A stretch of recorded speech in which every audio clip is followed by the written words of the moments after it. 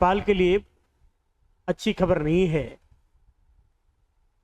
लेकिन इस बात पर कुछ नेपाल के लोग बुरा भी मान सकते हैं। बात यह है, जब ईस्ट इंडिया कंपनी हिंदुस्तान में शासन कर रही थी, उसमें ब्रिटिश इंडिया और नेपाल में 1816 में सुगौली का संधि हुआ था, जिसमें जो अभी तक सुनते रहा हूं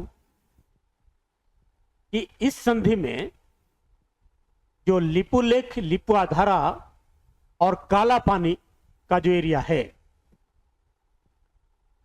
वो नेपाल का है। यानी नेपाल इन क्षेत्रों पर अपनी संप्रभुता का दावा करता है और इसका तर्क नेपाल सरकार देते रही है कि सुगौली संधि के आधार पर है। महाकाली नदी की सीमा और सुगौली संधि की व्याख्या के आधार पर यह क्षेत्र नेपाल के हिस्से में ही आता है, जबकि भारत इन दावों को खारिज करते रहा है। यही विवाद भारत और नेपाल के बीच काफी संवेदनशील मुद्दा है, नेपालियों के लिए भी, भारतीयों के लिए भी। अब बात यह क्यों आ रही है, एक खबर आई है 2 दिन पहले कि नेपाल सरकार के पास सुगौली संधि की ओरिजिनल प्रति ही नहीं है और बालन साहब को भारत का दौरा करना है, तो भारत सरकार और नेपाल सरकार किस आधार पर बातचीत करेगी, यह सबसे इंपॉर्टेंट होता है। जैसा कि हम लोग जानते हैं कि 2020 में नेपाल की संसद ने नया राजनीतिक नक्शा पारित किया था, जिसमें लिपुलेख, काला पानी और लिपुआधारा को नेपाल के नक्शे में शामिल किया। परंपरागत रूप से भारत आपत्ति जताते रहा, फिर जताया। नेपाल के तत्कालीन सांसद, उस समय के जो सांसद थे, यानी 2020 में सरिता गिरी ने भी इस नक्शे और उससे जुड़े विवाद पर सवाल उठाए थे, जिसका परिणाम क्या हुआ कि सरिता गिरी को नेपाल की संसद से सदस्यता समाप्त कर दी गई। इसके बाद यह विवाद केवल सीमा विवाद नहीं रहा, बल्कि नेपाल की घरेलू राजनीति का भी बड़ा मुद्दा बन गया। सबसे दिलचस्प बात है कि सुगौली की संधि की प्रति नहीं मिली, ओरिजिनल प्रति, लेकिन आजाद भारत ने भी 1950 में भारत और नेपाल के बीच संधि किया था, उसकी भी प्रतियां नहीं है। नेपाल के विदेश मंत्री शिशिर खनाल के हवाले यह बात सामने आई है कि इन ऐतिहासिक संधियों की मूल प्रतियां अभी तक उपलब्ध नहीं है। यानी 1950 की भारत नेपाल मैत्री संधि और 1816 की सुगौली की संधि की भी प्रतियां उपलब्ध नहीं है। एक बात और है कि 2019 में तत्कालीन नेपाली जो विदेश मंत्री थे, प्रदीप ग्यावाली, ने भी कहा था कि मंत्रालय के पास दोनों संधियों की प्रतियां तो है, लेकिन यह निश्चित नहीं है कि मूल प्रतियां है या नहीं है। तो इसकी वास्तविकता के जांच के लिए फोरेंसिक जांच की जरूरत होती है, जिसे नेपाल सरकार ने आज तक जांच नहीं कराई। आ गई समस्या ना कि नेपाल सरकार कहां फंस रही है। इसलिए जब आजाद भारत की सरकार आई, तो भारत सरकार नेपाल सरकार में 1950 में एक संधि करी गई थी कि जो सुगौली की संधि था पहले का, और उसके बीच में जो भारत और नेपाल में जो विवाद थे, उस विवाद को कैसे सुलझाए, इसलिए एक और संधि हुई थी। वो आजाद भारत की सरकार ने की थी। पहले जो सुगौली की संधि थी वो ब्रिटिश इंडिया ने किया था, और भारत के प्रधानमंत्री और नेपाल के प्रधानमंत्री में जो खबरें आ रही है की मुलाकात होनी है। इसलिए जब बालेंद्र शाह जब आते हैं तो इस मुद्दे को कैसे सॉर्ट आउट करेंगे। बालेंद्र शाह के सामने दो ही रास्ते दिखाई दे रहे हैं मेरे हिसाब से। पहला रास्ता है कि भारत के साथ एक जियोपॉलिटिक्स के हिसाब से व्यावहारिक और आर्थिक सहयोग को प्राथमिकता देते हुए पुराने विवादों को बातचीत और प्रमाणिक दस्तावेजों के माध्यम से सुलझाने की कोशिश करना। दूसरा जो रास्ता है, सीमा और संधियों के मुद्दे को राष्ट्रवादी राजनीति का हिस्सा बनाकर भारत पर दबाव बढ़ाना। क्योंकि नेपाल की जनता भी दबाव बनाएगी, विरोधी तो दबाव बनाएंगे, क्योंकि उन्होंने प्रधानमंत्री बनने के बाद लिपु लेक का मुद्दा उठाया। लेकिन बाद में उन्होंने भी कहा कि नेपाल भी भारत की जमीन पर कब्जा कर रखा है और भारत ने नेपाल की जमीन पर। ये बातें कहना एक जियोपॉलिटिक्स के हिसाब से इंडिकेट करता है कि हम राष्ट्रवादी नीति के तहत इस मुद्दे को तो उछालते हैं या उछालें कि लिपुआ धारा का केस, लेकिन उनके पास प्रमाणिक कागजात न होने के कारण यह भी राष्ट्रवाद की नीति में बता दिए जाए कि मैंने भी उसकी जमीन को कब्जा कर रखा, ताकि मुद्दा राष्ट्रवाद का ज्यादा गर्म नहीं हो। लेकिन इतिहास यह बताता है कि भारत नेपाल संबंध इतने गहरे हैं कि किसी एक विवाद के कारण पूरे रिश्ते को नुकसान पहुंचाना दोनों देशों के लिए हित में नहीं होगा। इसी कारण से जो 1950 में संधि हुई थी और सुगौली संधि का जो विवाद था, इन समस्याओं को सॉर्ट आउट करने के लिए एक भारत नेपाल सरकार दोनों ने मिलकर ईपीजी एमिनेंट पर्सन ग्रुप, जिसमें 8 सदस्य थे, का गठन किया था। यानी ईपीजी का गठन हुआ था, 4 सदस्य भारत के थे और 4 सदस्य नेपाल के थे।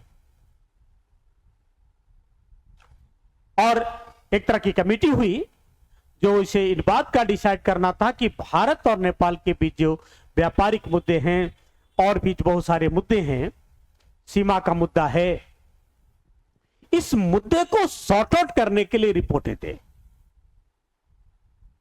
लेकिन ईपीजी की रिपोर्ट भी आज तक बस्ते में बंद है, न नेपाल सरकार के पास न भारत सरकार के पास। बंद है का मतलब है उस पर कार्रवाई नहीं हुई है। सुनने में आया है कि बहुत सारे मुद्दे पर जो ईपीजी ने डिसाइड किया था, नेपाल सरकार और भारत सरकार सहमत नहीं है।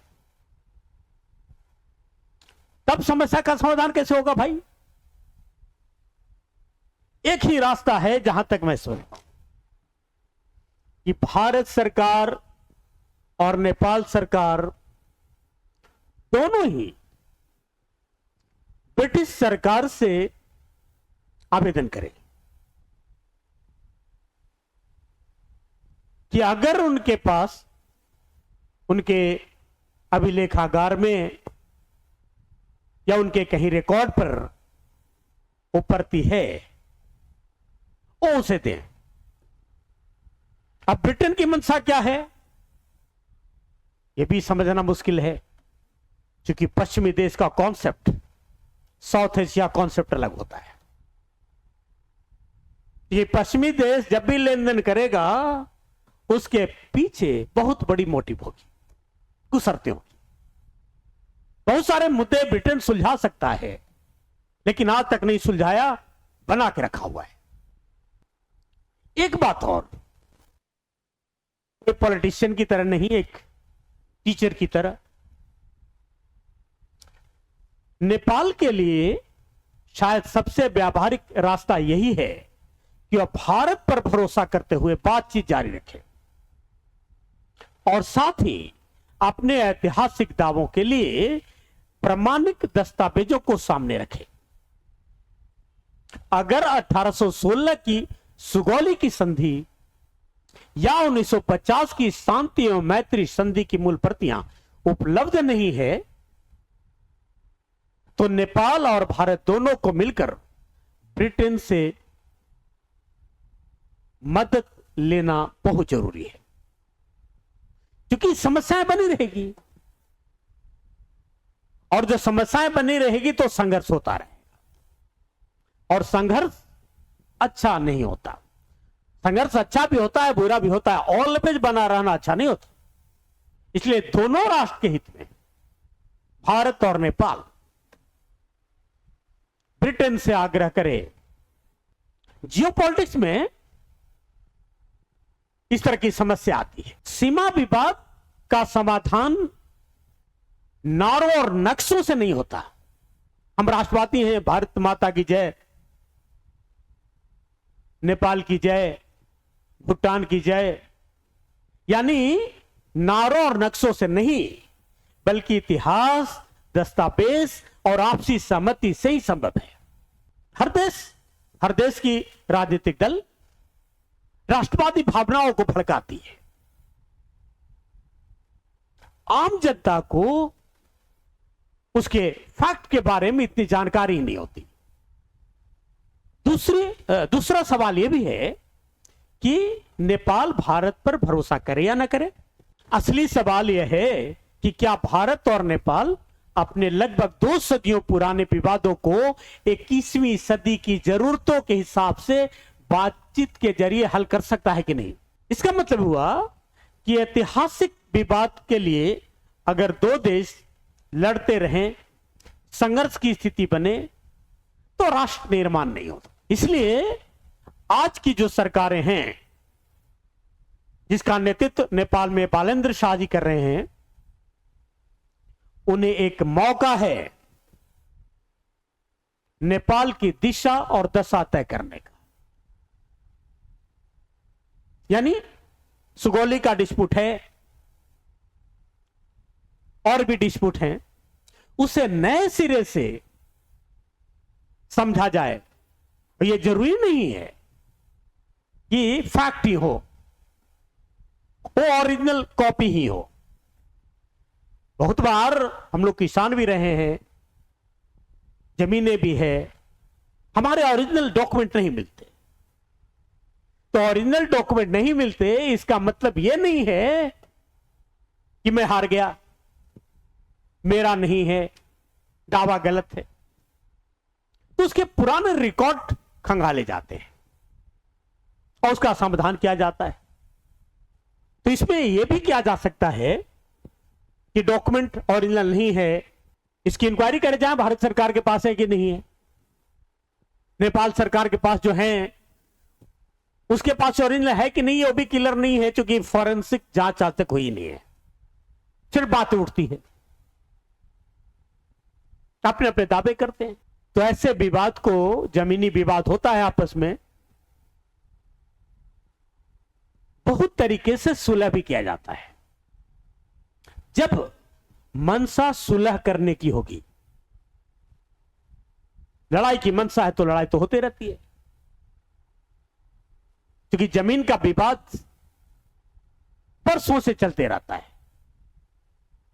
हर जगह जमीन का विवाद है, भारत पाकिस्तान के बीच, भारत चीन के बीच, भारत नेपाल के बीच, भारत बांग्लादेश के बीच, समुद्र में विवाद है कि हमारा एरिया है, ये एरिया है, एक पड़ोसी का दूसरे पड़ोसी के बीच। ऐसे बहुत सारे डिस्प्यूट हैं जिसे बौद्धिक रूप में और आज के 21वीं सदी में समझ करके सॉर्ट आउट करना होगा। हर कुछ प्रमाण से संभव नहीं है। तो मेरी बात को समझिए, अपने विचार लिखिए अब बताइए, राष्ट्रवाद की भावना से ओतप्रोत होकर के सोचना मना है, तथ्यात्मक, प्रामाणिक, व्यवहारिक।